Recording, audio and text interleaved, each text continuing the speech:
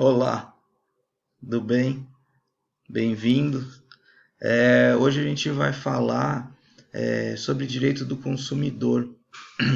Vamos começar falando sobre a sua origem, o que é direito do consumidor, o que é consumerismo, o que é consumismo.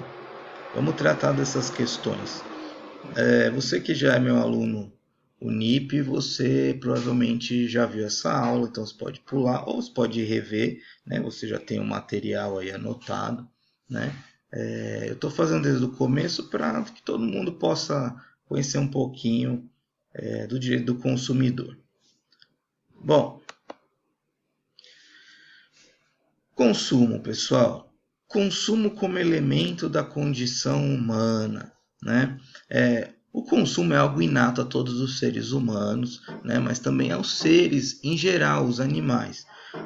O consumo para os seres em geral, os seres vivos em geral, ele está ligado ao impulso fisiológico para a sua própria sobrevivência. Para o ser humano, se desprende dessa regra e ele passa a utilizar o consumo decorrente de um ecossistema artificial, né, diferente dos desejos de um ambiente natural, né, estranho às necessidades fisiológicas, né, como comida, né, bebida, etc. Ou seja, são roupas, televisão, sofás, é isso que quer dizer, né? É, o consumo e o surgimento da sua proteção vem lá de trás, tá? A ideia que tinha era do escambo, aquela ideia de troca de bens, né? Mas o que a gente vai perceber é que a normatização ao longo da história vai gerar judicialização, ou seja, a possibilidade de ingressar com demandas, né? O direito, então, ele acompanha essa vida humana. A gente já tinha previsão no Código de Hammurabi, tá? No Código e na Constituição de Atenas, né? Mas bem simples, coisas bem embrionárias.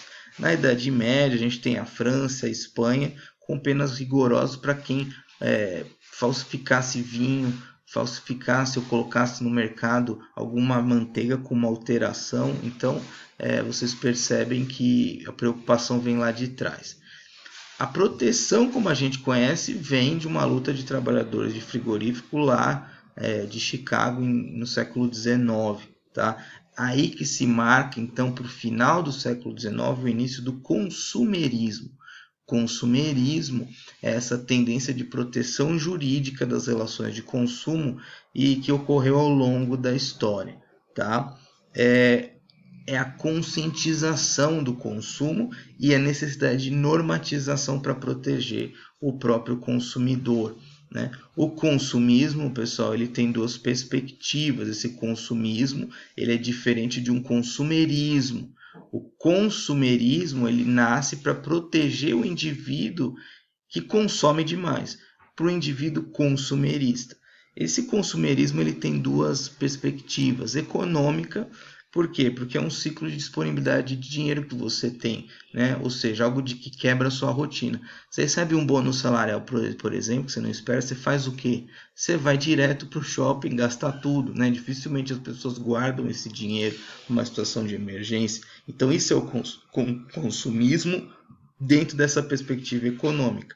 Agora, a gente tem o influência social. Você quer fazer parte de um grupinho social, eles só usam roupa de marca. Você vai e começa a usar roupas de marca também. Né? Eu lembro aqui daquela do tempo atrás teve o rolezinho, né? Todo mundo com roupa de marca, né? Pessoal aí morava na periferia, todos usando roupa de marca. Isso é um consumismo por influência social, tá? Então, existem essas situações. Agora, para regulamentar e ter um controle sobre as relações de consumo, surge então esse movimento consumerista. O movimento consumerista ele vai ter, tá? A gente vê aqui no final do século XIX, início do século XX, a gente tem os primeiros movimentos na França, Inglaterra, Estados Unidos e Alemanha. Em 1890, os Estados Unidos vem com a Lei Sherman, que é a lei antitrust americana, impedindo então que empresas aí grandes se fundissem, ou seja, e deixasse sem opção para o consumidor uma escolha, né, essa ideia de que deve ter uma competição por preços, né, para justamente ter mais empresas produzindo o mesmo produto. E aí vem as 3 fases de evolução desse consumerismo. Tá? Primeira fase, pós-Segunda Guerra, uma proteção rasa, pequena. Segunda fase, a partir da década de 60, e aqui eu já questiono práticas abusivas, né? Já começam a ser estabelecidas resoluções internacionais.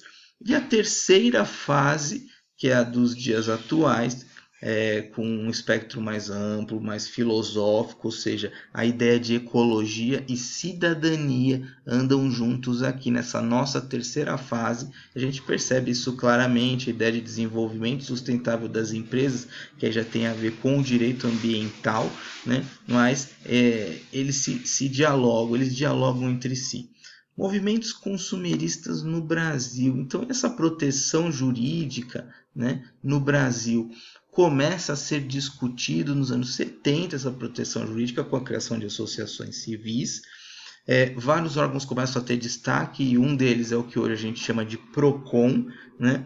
E os brasileiros, eles despertam para esse consumerismo, para essa necessidade de proteção, a partir da metade da década de 80, com o problema ali dos planos econômicos. Lembra dos expurgos inflacionários? Tem até hoje, né, gente fazendo acordo com o banco, tentando receber esse dinheiro dos expurgos inflacionários. É ali que o consumidor ele acorda para o direito que ele tem. A Constituição de 88, por sua vez, eleva o direito do consumidor a um status constitucional, ou seja, estabelece que é dever do Estado promover a defesa do consumidor. Vem lá no artigo 5º, e também a defesa do consumidor sob a perspectiva econômica no artigo 170 da Constituição Federal. Então, a gente tem essas 2 previsões importantes, tanto como garantia, direito fundamental, como uma proteção do ponto de vista econômico também. Diálogo das fontes e CDC. Pessoal, o CDC é o Código de Defesa do Consumidor, é a Lei 8.078 de 90. No seu artigo 1º, ele já estabelece que é uma norma de ordem pública de caráter obrigatório, então ela é impositiva. Dessa forma, nenhuma outra norma vai excluí-la, mas ao mesmo tempo em que nenhuma outra norma vai excluí-la, não quer dizer que só se aplica o CDC para as situações.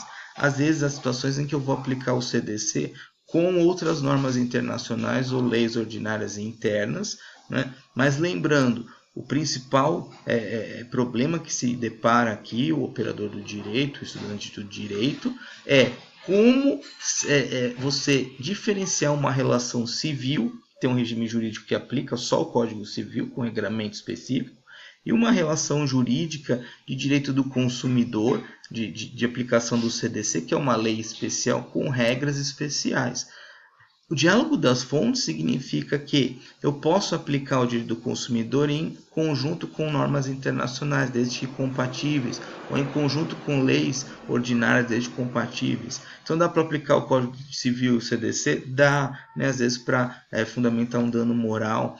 O Código Brasileiro da Aeronáutica com o CDC dá, né, essa proteção ao consumidor de norma internacional, né, que seria Pacto de Varsóvia, né, que também dá essa proteção ao consumidor no âmbito da aviação. Beleza, então isso era o que eu tinha para falar em relação a essa origem, a diferença entre consumismo e consumerismo, os movimentos consumeristas, né, que existiram, essas fases, né. Depois a gente viu no Brasil e a gente fechou com esse diálogo das fontes.